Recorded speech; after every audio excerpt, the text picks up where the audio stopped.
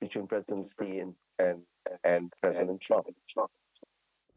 Andrew, thank you very much for joining us and sharing that insight. That was Andrew K.P. Long as a China strategist.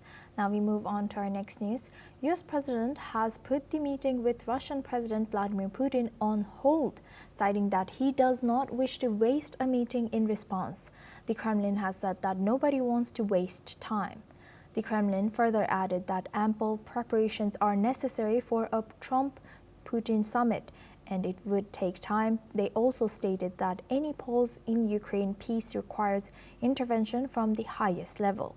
Furthermore, the Kremlin confirmed that President Putin would not be traveling to South Africa for the G20 summit. However, Russia will be represented at the highest level. Now we move on to our next news. On Wednesday, the Verkhovna Rada has approved in the first reading the draft state budget of Ukraine for 2026 with 256 deputies voting in favor. The budget will undergo further review, incorporating conclusions and proposals before being returned to Parliament. The final vote on the complete budget is expected by mid-month. Clarifications and additional materials may lead to changes during this process. After coordination between departments, the budget will be resubmitted to take effect only after all procedures and approvals are completed.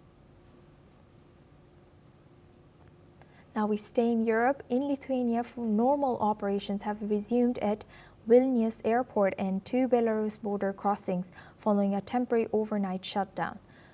The closures were prompted by a security alert when dozens of helium balloons reportedly carrying contraband cigarettes entered Lithuanian airspace from Belarus, disrupting flights and border traffic.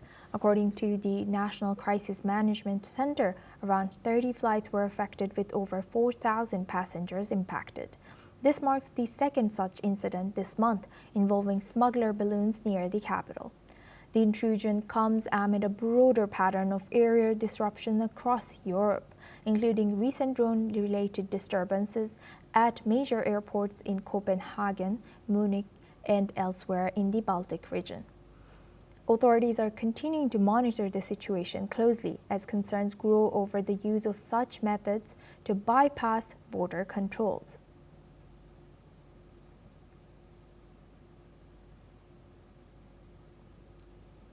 My colleague Piaman